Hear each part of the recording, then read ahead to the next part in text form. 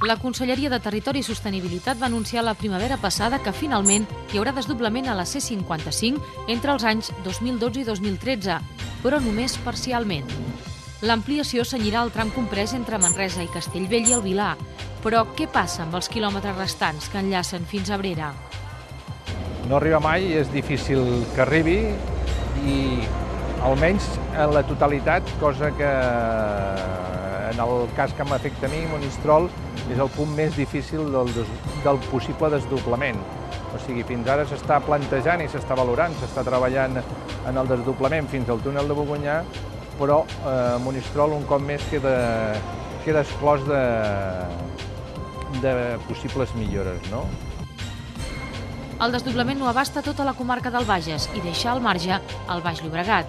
Però els ciutadans no es resignen i demanen el plantejament d'un projecte que prevegi una actuació d'extrem a extrem perquè l'accidentalitat que s'hi registra no entén de punts quilomètrics. Hoy puede ser una persona, mañana puedo ser yo. Acabar amb aquesta percepció és un dels objectius que persegueix la plataforma pro desdoblament de la C55.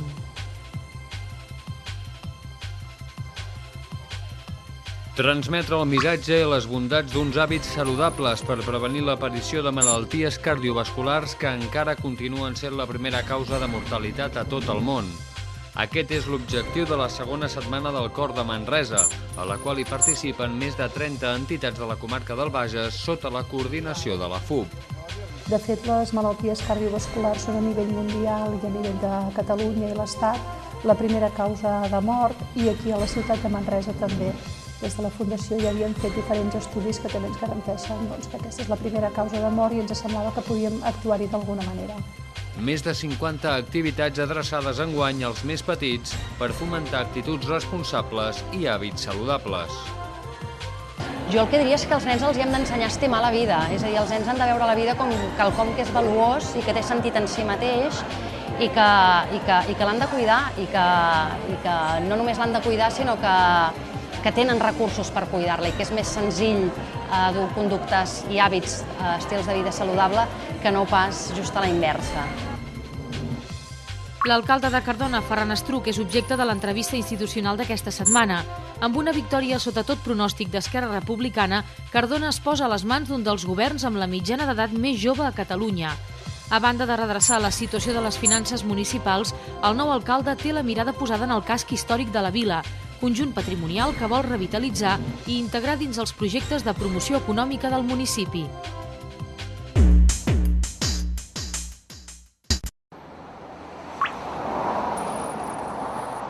El día 25 falleció el hijo de mi marido a causa de un accidente en el kilómetro 17.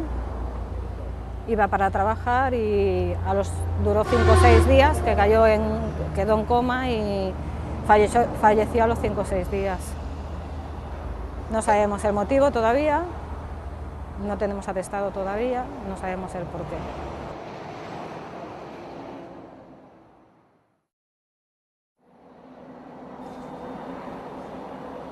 Quatre víctimes mortals en el que portem d'any. 2 persones adultes, un jove i un infant de 4 anys. Aquest és el trist balanç que la C55 ha deixat durant aquest 2011, any en què la Generalitat s'ha compromès a desenvolupar el projecte i a tirar endavant unes obres que reclamen des de fa més d'una dècada. El conseller de la Generalitat, Lluís Recoder, va anunciar a principis de la primavera passada que el govern tenia previst executar el desdoblament de la carretera entre el 2012 i el 2013. Ho va fer davant els alcaldes de la comarca, els quals esperen ara que en aquesta ocasió no es tracti d'una data més. El que sabem és que el que s'està treballant i el que ha sortit a concurs per part de la Generalitat és la licitació del projecte de desdoblament, però va del tram del Nus del Guix fins al desdoblament del túnel de Bogunyà. Aleshores, aquest és el projecte que ha sortit a concurs i que esperem que en breu, o el més aviat possible, el puguem disposar com a projecte constructiu, com a projecte executiu per després materialitzar-lo. D'entrada, la proposta de la Generalitat considera que cal abordar amb certa urgència el tram nord d'aquest eix viari entre els termes de Manresa i Castellbell i el Vilar, en el decurs dels quals hi ha localitzats alguns dels punts negres que registra la via, però no tots.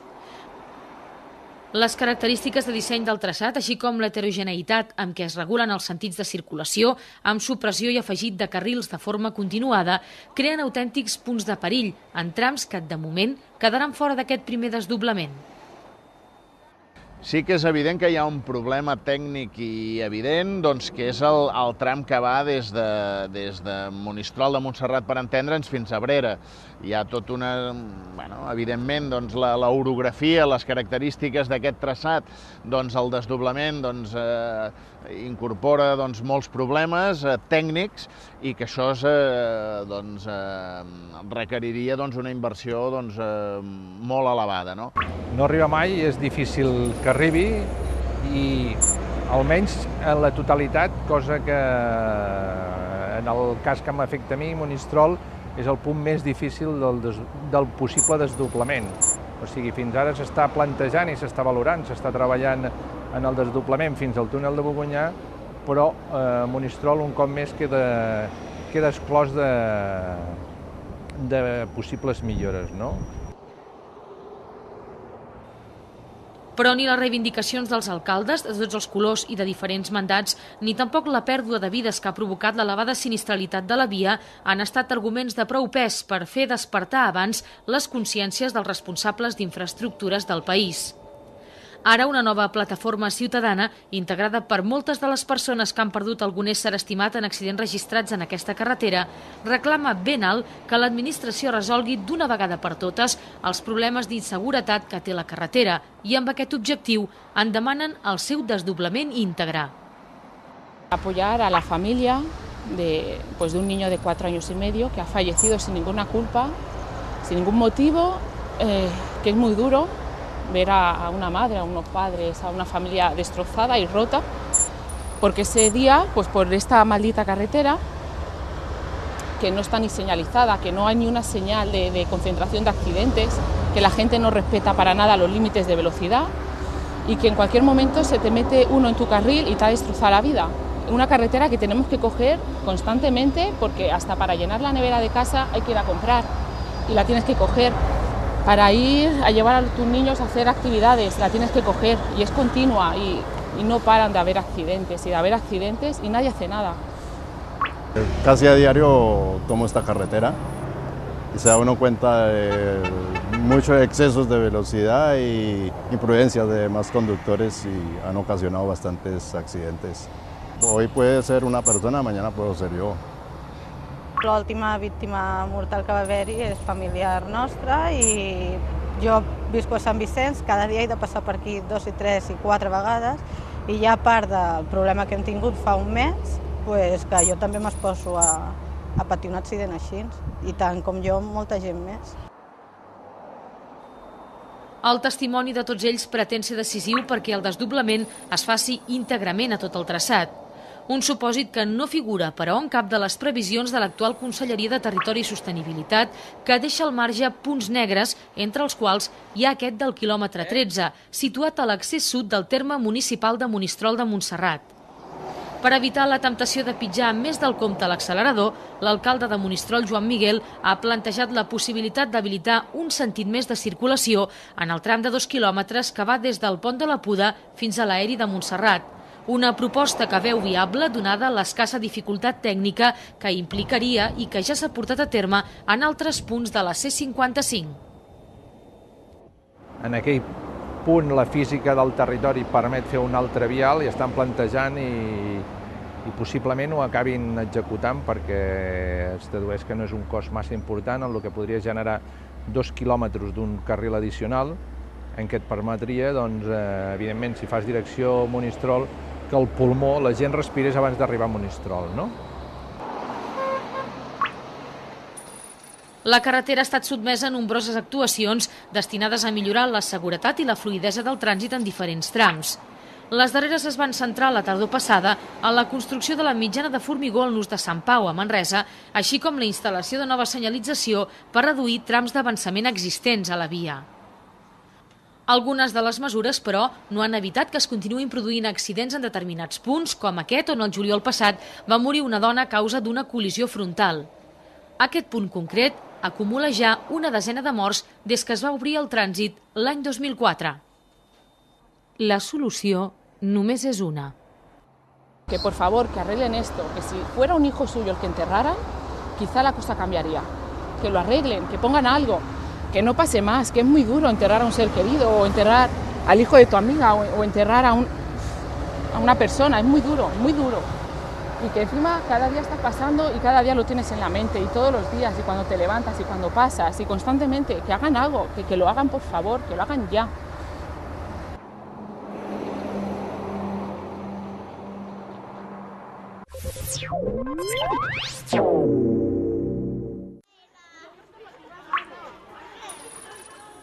Fer arribar als més joves el missatge i les bondats d'uns hàbits i un estil de vida saludable per prevenir les malalties cardiovasculars, que continuen sent la primera causa de mortalitat al món. Amb aquest objectiu s'ha organitzat durant aquesta setmana a Manresa la segona setmana del cor, que s'emmarca en els actes del Dia Mundial del Cor, celebrat el prop passat 29 de setembre. La Setmana del Cor, que coordina la Fundació Universitària del Bages en el marc del projecte FUB Universitat Saludable, compta amb la participació de 21 entitats i institucions i la col·laboració d'una desena més, i es fa amb el suport de la xarxa catalana d'universitats saludables. El programa d'actes s'allarga durant tota una setmana i el seu contingut és tan variat com extens, amb més de 50 activitats programades que van des de l'organització de taules rodones, caminades saludables, tallers i activitats pedagògiques o d'altres iniciatives com classes dirigides i menús saludables. Aquesta idea va néixer just l'any passat, una miqueta partint de la filosofia que té la Fundació Universitària del Bages de ser una institució implicada en el territori. De fet, les malalties cardiovasculars són a nivell mundial i a nivell de Catalunya i l'Estat la primera causa de mort, i aquí a la ciutat de Manresa també. Des de la Fundació ja havíem fet diferents estudis que també ens garanteixen que aquesta és la primera causa de mort i ens semblava que podíem actuar-hi d'alguna manera. I a partir d'aquí va sortir aquesta necessitat d'organitzar aquesta primera setmana del cor, que va ser l'any 2010. La primera edició de la Setmana del Cor, celebrada l'any passat, va anar dirigida a la gent gran i va mobilitzar més de 2.600 persones, una xifra que enguany s'espera incrementar. Adquirir uns hàbits de vida i d'alimentació saludables és molt important a l'hora de reduir el risc de patir malalties del cor. És per aquest motiu que aquesta edició ha fet un esforç a la programació d'activitats adreçades a infants i joves. Moltes d'aquestes activitats es vehiculen a través de les escoles. Per exemple, durant la Setmana del Cor s'ha demanat a les famílies que els infants vagin a peu fins als centres d'ensenyament. Dins d'aquest tipus d'activitats pedagògiques, destaquem la gincama de la dieta mediterrània, que es va dur a terme al pati del casino. En aquesta gimcana, infants de quart curs de primària van participar en proves com plantar una mongetera o fer una broqueta de fruita. Ens trobem aquí fent una gincama de la dieta mediterrània, són de diferents escoles, les edats són de quart de primària i les edats dels nens i nenes són de 10 anys. Aquesta gincama el que vol fer és promocionar uns hàbits saludables amb el tema de l'alimentació. El que volem és explicar als nens i a les nenes que a prop seu, ens viuen en un context mediterrani i a prop seu troben aliments que són de bon ús cada dia. Menjar fruita, menjar verdura, el tema del peix, el que volem és que veguin que moltes d'aquestes coses les poden fer ells a casa.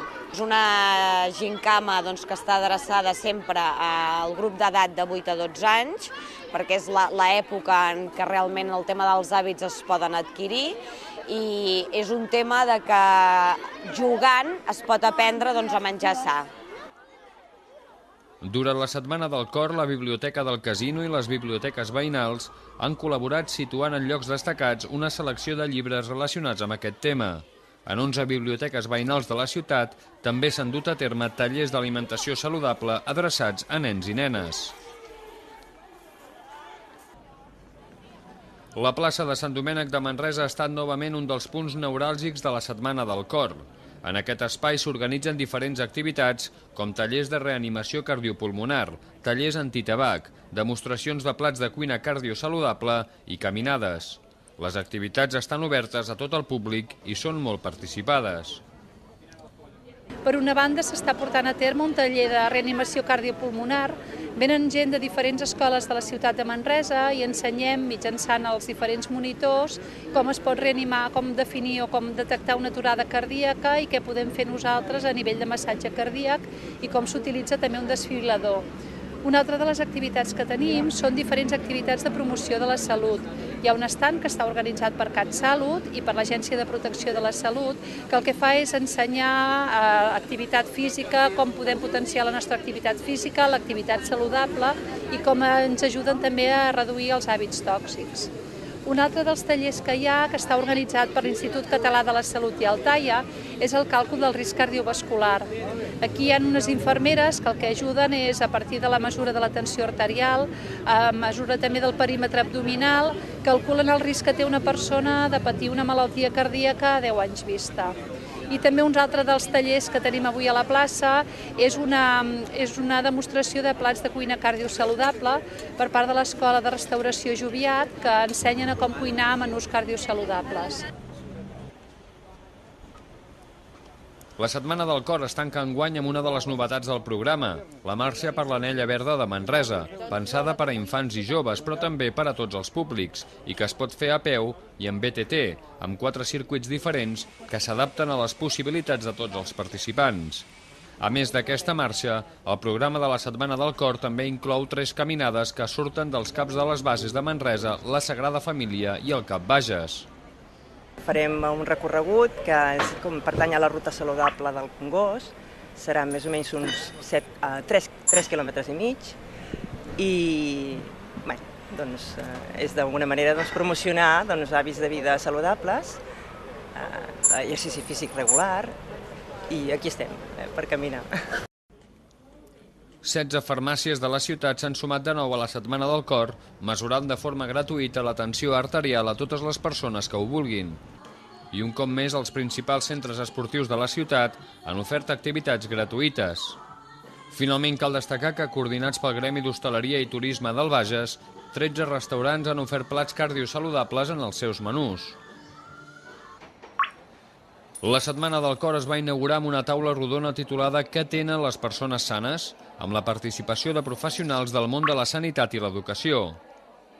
L'objectiu d'aquest debat és més enllà de criminalitzar els mals hàbits que estan a l'origen de les malalties cardiovasculars, destacar aquells comportaments que comparteixen les persones que es poden considerar sanes. Tot plegat sorgeix d'una nova corrent teòrica anomenada salutogènesi. És que en lloc de preguntar-se sobre els elements que són de risc per perdre la salut, el que es pregunta és què tenen les persones saludables. És a dir, que el que busca és l'origen de la salut i que jo crec que obre noves maneres d'entendre sobretot l'educació per la salut. Hi ha uns components de capacitat, d'assertivitat, de capacitat de decidir, de tenir una autoestima alta, totes aquestes coses que fa que ja tinguis una personalitat que ja sigui com que no vagis tant amb el grup, sinó que vagis més i que tu decideixis el que vols fer. L'adolescència, com s'acostuma a dir, és un període complicat, de molts canvis que afecten el desenvolupament de la personalitat, entre d'altres aspectes. És per això que és important incidir en aquest trànsit tan important a la vida de les persones. Potser el primer que hauria de tenir clar una persona jove és que la malaltia cardiovascular es manifesta entre els 40 i 50 anys, però comença entre els 10 i 15 anys i comença sobretot amb els hàbits alimentaris i amb els hàbits tòxics com pot ser la drogadicció o l'alcoholisme. Potser també és important que entenguin el per què una persona es droga o per què una persona es converteix en una persona alcohòlica. I la resposta a la pregunta de per què una persona es droga és per canviar les seves emocions, per canviar els seus estats emocionals. Per definició, d'adolescent, ells viuen el dia a dia, ells veuen el que hi ha ara, ells tenen un sentiment d'invulnerabilitat, els hi fa molt difícil veure què els hi pot arribar a passar en 20-30 anys, doncs hem de saber ficar-nos una miqueta a la seva pell, explicar-los amb el seu llenguatge i parlar-los potser d'avantatges que puguin arribar a tenir una miqueta més properes, no? Vull dir, un nen, si tu li parles que amb 30 anys pot desenvolupar un poc, el pot arribar, però li queda tan lluny, que potser, no sé, l'hem de començar a explicar que beneficis a curt termini. Jo trobo que és molt més adequat per a aquest tipus de fracció d'edat que nosaltres estem parlant. Jo el que diria és que als nens els hem d'ensenyar a estimar la vida, és a dir, els nens han de veure la vida com quelcom que és valuós i que té sentit en si mateix i que l'han de cuidar i que no només l'han de cuidar, sinó que tenen recursos per cuidar-la i que és més senzill dur conductes i hàbits, estils de vida saludable, que no pas just a la inversa. I finalment una qüestió especialment important en aquest context. Quin paper juguen els pares a l'educació i a l'adquisició d'hàbits dels seus fills i en quina mesura són responsables d'aquests?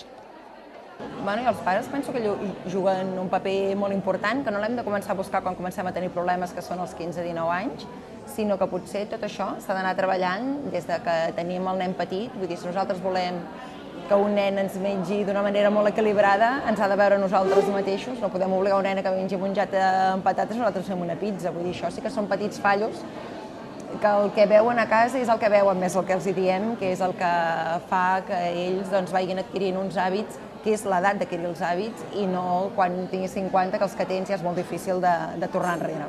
D'entrada, els hàbits dels pares són molt difícils de canviar.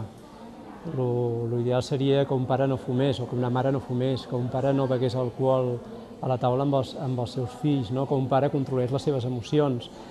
Però ja ho sabem que és molt difícil canviar els hàbits dels pares. Per això pensem que s'ha de començar amb els nens, perquè els nens, aquells hàbits que aprenen de petits, realment es manifesten en la seva edat adulta. Nosaltres sí que volem arribar als pares, però hi volem arribar perquè sabem que els nens sí que canvien els pares. Adquirir un estil de vida saludable és complex, és a dir, depèn de moltíssimes coses, i els pares posen, jo crec, els fonaments. A partir d'aquí, els nens, a mesura que vagin creixent i passant sobretot l'etapa de l'adolescència, que seria, jo diria, la d'aixecar les parets, doncs tenen un grau de responsabilitat també personal i els hi hem de saber traslladar quan arriba el moment, però en la infància més primerenca, per descomptat que els pares han de propiciar aquests entorns, aquest amor per la vida que us comentava i aquest respecte, sobretot per la pròpia existència, que d'això es tracta. Per qüestions com aquestes s'entén la importància d'iniciatives com les que es duen a terme durant la Setmana del Cor. Els nostres hàbits són molt importants en relació a la nostra salut i la nostra qualitat de vida. Aspectes evidents d'altra banda, però que sembla que necessiten ser recordats. I és que les malalties cardiovasculars, com s'ha dit, són a dia d'avui la primera causa de mortalitat a Catalunya, a Europa i a tot el món. Jo penso que la gent en són conscients, tothom ho sap, però el que costa justament és canviar els hàbits. A la gent el que els agrada és mirar la pressió, fer una detecció, fer un càlcul de risc cardiovascular, ensenyar a fer RCP, però quan afecta la pròpia part diària de dir soc conscient que he d'anar a caminar cada dia mitja horeta, he d'incorporar la fruita i la verdura, això és un hàbit que costa molt més d'adquirir perquè no en som prou conscients. Sempre són uns estils de vida que a la llarga tindran uns resultats i moltes vegades el que busquem és la immediatesa d'aquests resultats.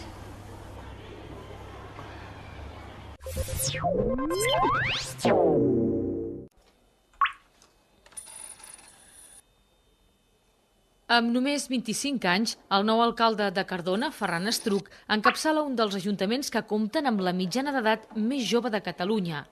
La sorpresa inicial que van generar els resultats de les eleccions municipals a la vila han donat pas a una acció de govern centrada en buscar nous arguments de promoció econòmica que s'afegeixin als que ja s'han anat desenvolupant durant els darrers anys a través de la revalorització del patrimoni històric i cultural del municipi.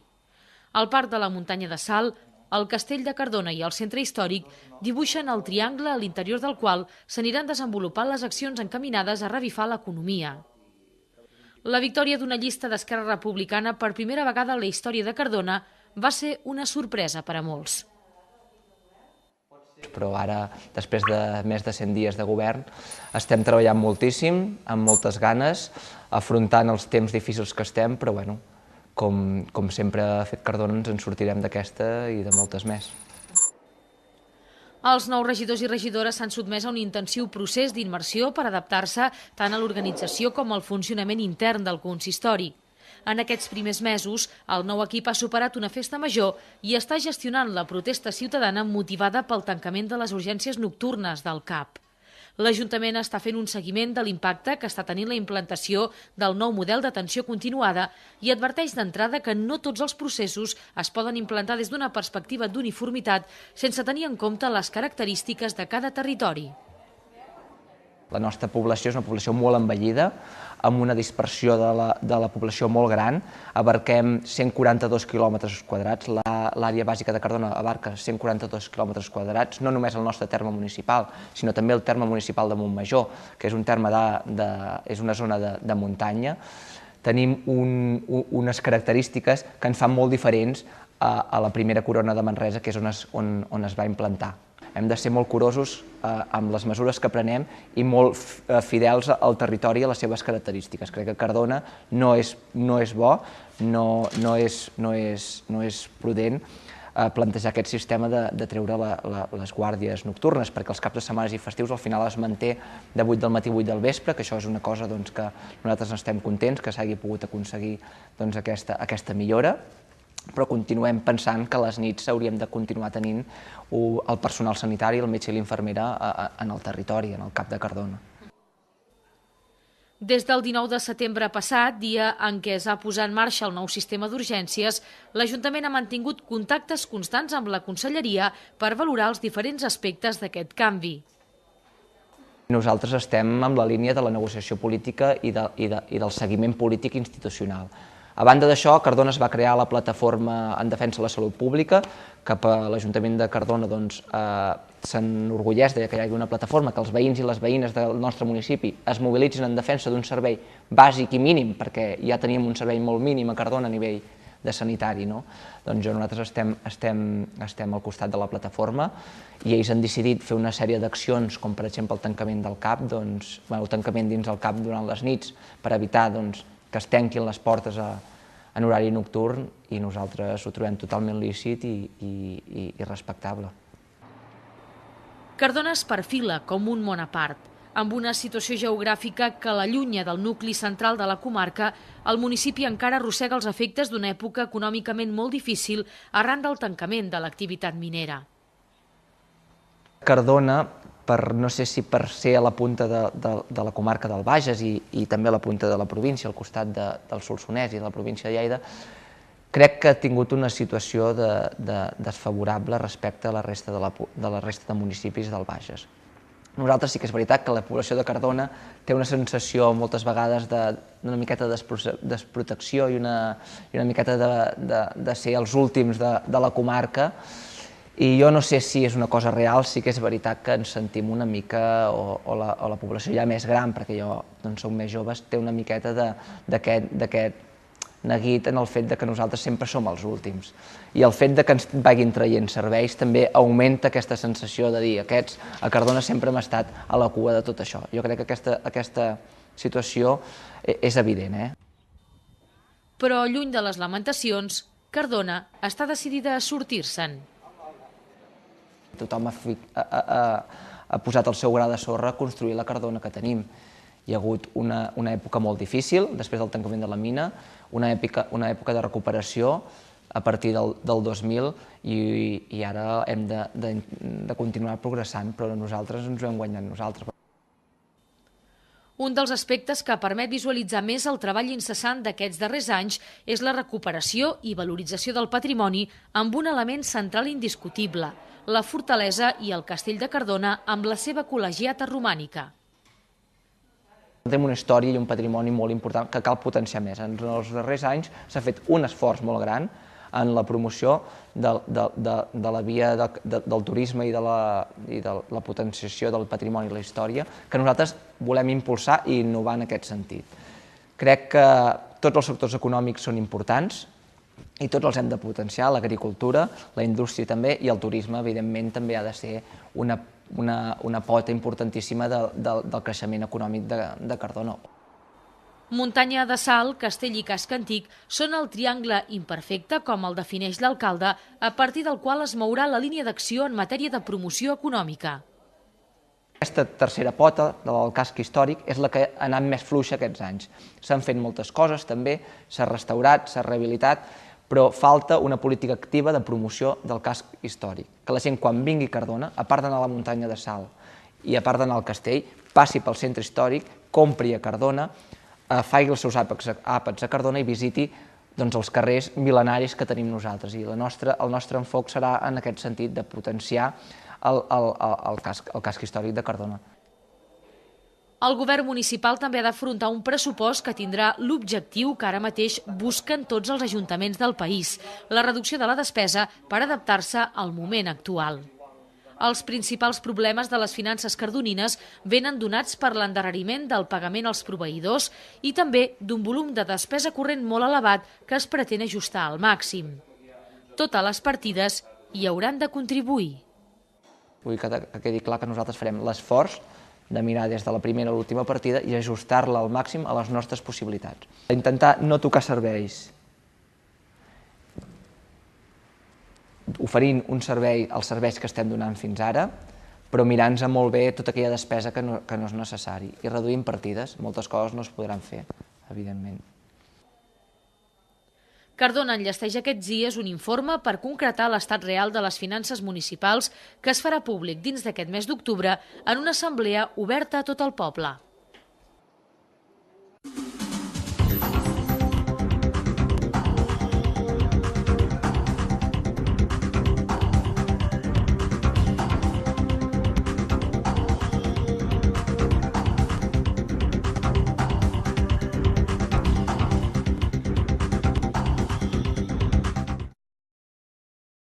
Hem d'ensenyar a estimar la vida, és a dir, els nens han de veure la vida com quelcom que és valuós i que té sentit en si mateix i que l'han de cuidar i que no només l'han de cuidar sinó que tenen recursos per cuidar-la i que és més senzill dur conductes i hàbits, estils de vida saludable que no pas just a la inversa.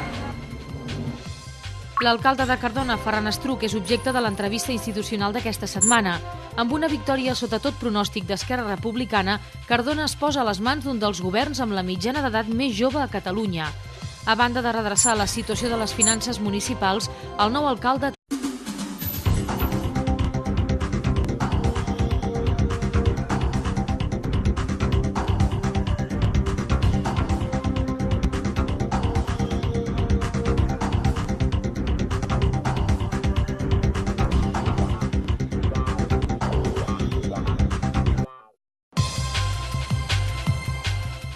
La Conselleria de Territori i Sostenibilitat va anunciar la primavera passada que finalment hi haurà desdoblament a la C55 entre els anys 2012 i 2013, però només parcialment. L'ampliació cenyirà el tram comprès entre Manresa i Castellvell i el Vilar. Però què passa amb els quilòmetres restants que enllacen fins a Abrera? No arriba mai, és difícil que arribi i almenys en la totalitat, cosa que en el cas que m'afecta a mi, Monistrol, és el punt més difícil del possible desdoblament. O sigui, fins ara s'està plantejant i s'està valorant, s'està treballant en el desdoblament fins al túnel de Bogonyà, però Monistrol un cop més queda exclòs de possibles millores, no? El desdoblament no abasta tota la comarca del Bages i deixa al marge el Baix Llobregat.